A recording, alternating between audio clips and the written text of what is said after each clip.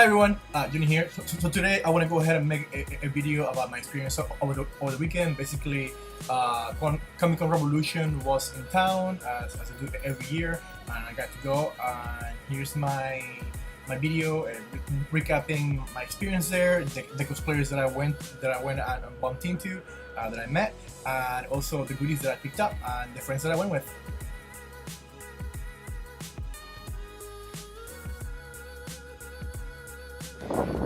Hi! We're here, courtesy of Hansel. We got passes for, what is it called? It's just Comicon. Comicon Revolution in West Palm. It's my first time coming to this one, I think, because I think the last time they went on a vote. So now we're here, and yeah, we're gonna take pictures with nerds in costumes as we nerd out. Lori is in Pokemon Go. Lori. What? Be Hi. here. Okay. So here I am with Lori at the convention center, in the middle of the nerdness. Yes. There'll be epic. Yes. Loli detected.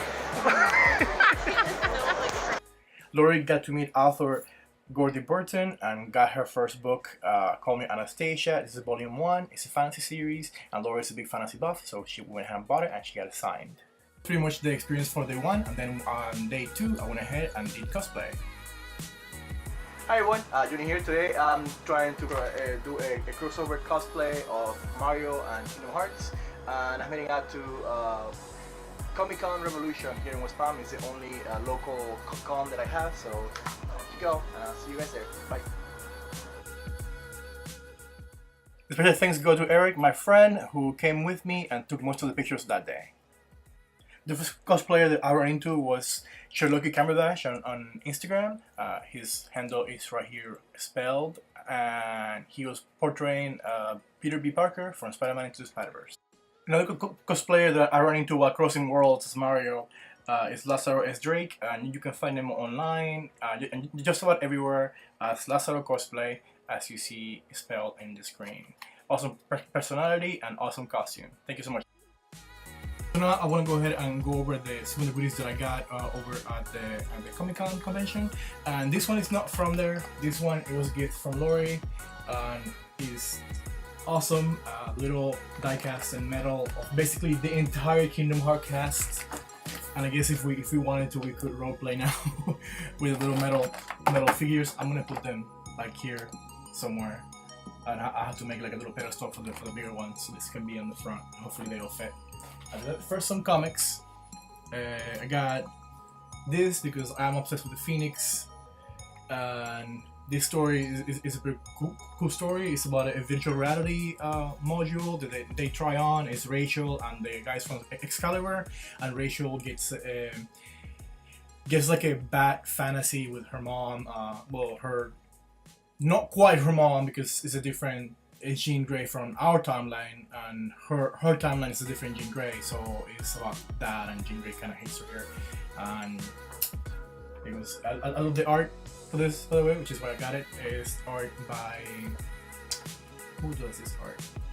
I have no idea what this is, but I like it. It's some of the 90s comics and 80s. They look, I mean, look at this. This cover is amazing. I think I might draw it one of these days.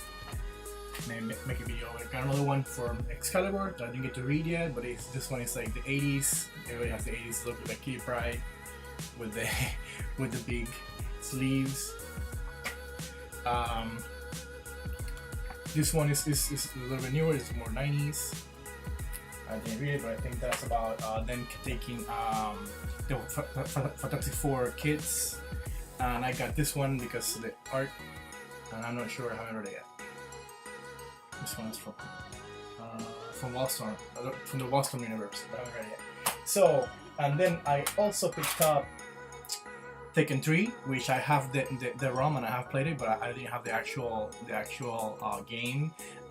So now I have it, I can, you know, since I actually tattooed this in both of my arms, this one I have to fix. Now I have it, and I can do the next time that I do a Tekken 3 stream, I can show it again. And I also got Postman. It's a platformer for the Genesis that I will stream one of these days. I'm not sure if this is an original card or a repo, but it doesn't really matter as long as the game works. And funny story on this is that I love the Aladdin for Genesis, and when I saw it at the vendor, I couldn't wait but to buy it. But as it turns out, I already had it. I already have the game, and I've streamed it before, and I do want to do a stream one of these days, and maybe I'll do like a little giveaway and give away the one that I got that is new, and keep the other one that I already had. So I look up for like a giveaway soon because I don't need it. I already have it, and with this one, I'm not sure if it's a legit copy or if it's a repro, but again, as long as the game works, it doesn't matter. At least that's my philosophy. And the crown jewel of the whole convention that I was like, oh my god, I cannot believe they have this. I have to take it home. I saw this on the first day, and I didn't want to spend all my money then, so I waited for the next day, and I hoped that it was still there when I got there. And sure enough, here it is. Rival Schools, and I think it's part 2. I'm not too sure because it has Sakura, so I do think it's part 2. And now I have the first game and the sequel on the Dreamcast. So yeah, look forward to a stream of Rival Schools again, because I absolutely love this series. Capcom has been going on about trying to cater for the casual fans, and this game already does that without toning down the entry level. So you have like 2 special types of moves. So one special move is done like Hadouken motion and punch or kick, either backwards or forward, and the other one is by just pressing 2 buttons when you have the energy for it. So that right there, that's like it makes the game balanced, so that if you're new to fighting games and you cannot do the circle motions, you just press the 2 buttons and you have a type of special. And if you are good at fighting games and you already know how to do the circle motions, it's already there. You can use them like on Street Fighter. And this is from the 90s. So in the 90s, we have already figured this out. I don't like some of the systems on Street Fighter 5. I don't like looking behind a special energy bar than the normal special moves like Karen Rekas. I don't like that they looked it behind the whatever it's called, the trigger. And I do want to get better at Street Fighter 5, but because of that, I haven't really played all that much. It's my only nitpick with it. Everything else looks amazing, and I love the story mode, and I did it. But I don't know. It just feels like an extra step that I had to learn for no reason. But Rival Schools is amazing. Rival Schools and the sequel on the Dreamcast project. I think these are both the same game, but this is the original, and this is the update for the Dreamcast. I was confused about that. I thought that there were 3 games, but there's only 2. And I think this is the update on the Dreamcast. It looks really good. I did do a stream with it, and I plan to stream again, and hopefully when I have a friend over, they can play fighting games, we can go at it and go through all the characters and show off the special moves and that kind of stuff.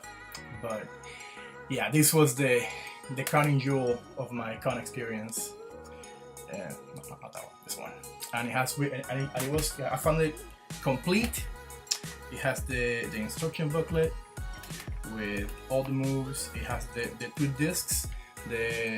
This game is like one disc is arcade and the other disc has extra stuff. I think there's like a kind of like a Mario Party type of game and maybe a character creator, but it's in Japanese, so I probably won't get to use that as much. But it did came with like all the goodies. This little art booklet with all the moves in one little stream of paper, and absolutely love this art style. I saw an anime from this, and I wanted more comics, but the ones that I saw were in black and white, and it was American, and usually the Odin stuff is really good, but when it came to this one, I kind of felt that like they dropped the ball. I don't know. Other than that, all the Odin stuff is amazing, and I love other stuff.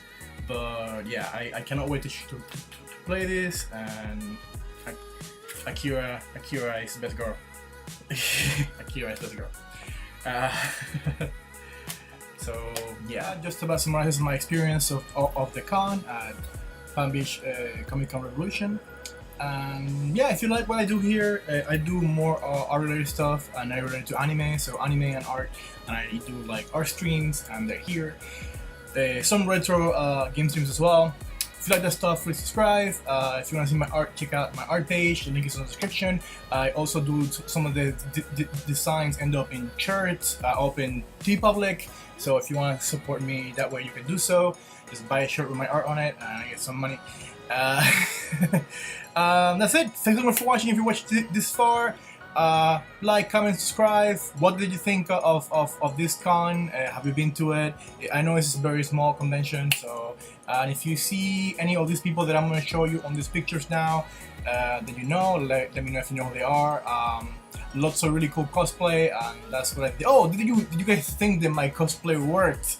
I think I needed more black accents in my costume, but I wasn't planning on going, and my friend just kind of like out of nowhere was like, "Hey, do you want the weekend pass?" I'm like, "Yes, please." So I put together that costume really quick with stuff that I already had. Obviously, I didn't just like sew everything together.